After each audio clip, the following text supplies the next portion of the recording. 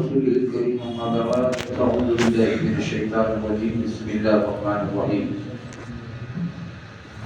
إن الله وملائكته يصلون على النبي يا أيها الذين آمنوا صلوا عليه وسلموا تسليما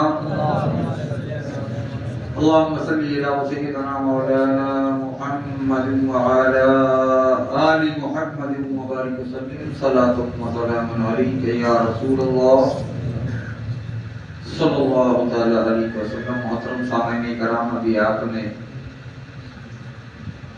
ایک پرمغز خطاب جو نصیحت آمیز اور معاشرے کی اصلاح کے طور پر یہاں پہ جو تو آپ کے سامنے پیش کیا گیا. آپ کو یہ معلوم ہونا چاہیے کہ جو شخصیت ہمارے اور آپ کے درمیان میں یہاں تشریف لائی ہوئی ہے، یہ شخصیت ہندوستان کے مشہور معروف دینی، دنیاوی، علمی، بہت بڑا علمی ادارہ جسے ثقافت السنیہ کے نام سے ہند کی سرزمین پر کیرلا میں جانا جاتا ہے. الثقافت السنیہ وہ ادارہ ہے جو عربی زبان پر اتنا عبور حاصل ہوتا ہے. وہاں کے طلباؤں کو ہم نے دیکھا کہ جن کا عرب میں سکہ چلتا ہے عربی زبان کے لیے، وہ ثقافت السنیہ کے بانی حضرت علامہ مولانا مفتی الشیخ ابو بکر صاحب قبلہ جو ثقافت السنیہ کے بانی ہیں، ان کے شہزادے ہمارے اور آپ کے درمیان میں ابھی ہمیں خطاب فرما رہے تھے، نصیحت آمیز خطاب، اور وہ یوں فرما رہے تھے کہ علم دین اور علم دنیا سے ہمیں وابستہ ہونا ضروری ہے. بغیر علم کے ہم جو تو کچھ بھی حاصل نہیں کر سکتے، یہ بتانا مقصود تھا. اور ساتھ ہی نصیحت بھی فرما رہے تھے کہ حرام اور حلال کی تمیز ہمیں پیدا ہو جائے. جیسا کہ ابھی آپ فرما رہے تھے کہ برے جانور کی چربی جو تو کچھ چیزوں میں جو تو ڈال کر جو تو وہ کھانے میں جو تو تقسیم کیے جا رہے ہیں. چاکلیٹ ہے، کیڈبری ہے، آپ کے وہ امول مسکا ہے، اور دیگر بہت ساری چیزیں ہیں، بسکٹ وغیرہ ہے، اس میں جو تو وہ چربی کا استعمال. اور وہ کرنے کا مقصد حضرت کی کیرلا کی جو بات تھی، کچھ سمجھے کچھ نہ سمجھ پائے.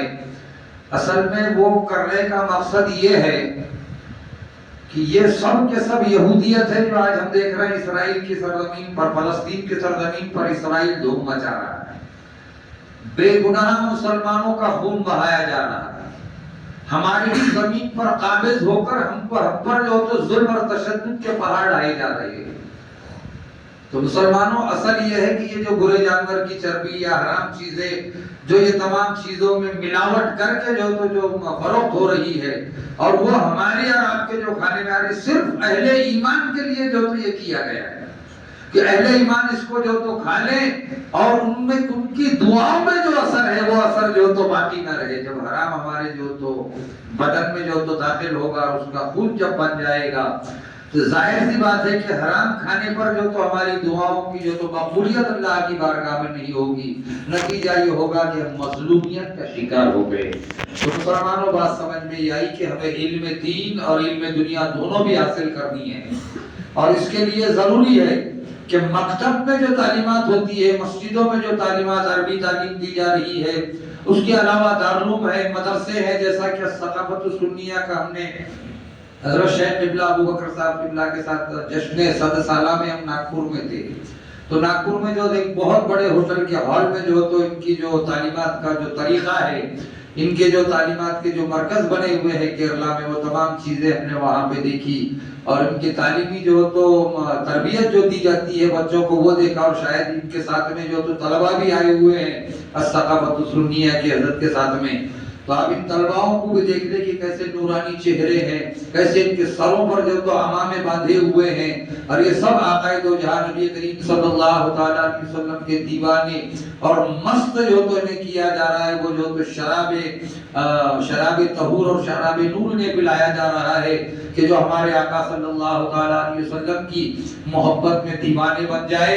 اور محبت رسول، عشق رسول جب سینے میں پیدا ہوگا تو ڈاکٹر اجبال نے فرمایا تھا کہ عقابی روح پیدا ہوتی ہے جب جوانوں میں نظر آتی ہے ان کو اپنی منزل آسمانوں میں. تو مسلمانوں جب تک کہ ہم علم دین اور علم دنیا حاصل نہیں کریں گے تب تک کہ ہمارے لیے جو تو ناکامی ہے. اگر کامیابی و کامرانی حاصل کرنا چاہتے ہو تو علم دین اور دنیاوی علم حاصل کرو.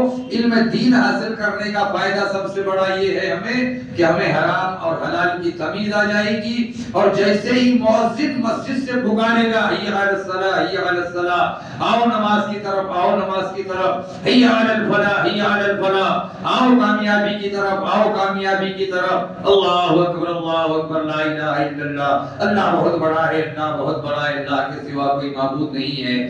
ہم علم دین جب حاصل کر لیں گے اور پاک و صاف رہیں گے تو اس آواز کو لبیک کہتے ہوئے مسجد میں حاضر ہو جائیں گے. اور جہاں ہم مسجد میں حاضر ہو گئے مسلمانوں، یاد رکھو کامیابی ہمارے اور آپ کے قدم چومے گی انشاءاللہ العزیز. یہ ظلم اور تشدد کے پہاڑ ہم پر سے جو تو ختم ہو جائیں گے.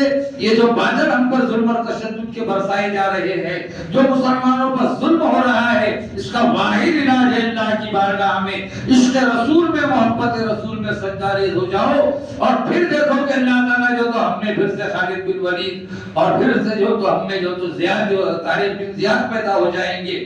طارق کبھی ہاتھوں میں علم لیتے ہیں، خالد کبھی ہاتھوں میں علم لیتے ہیں، طارق کبھی موجوں کے قدم لیتے ہیں.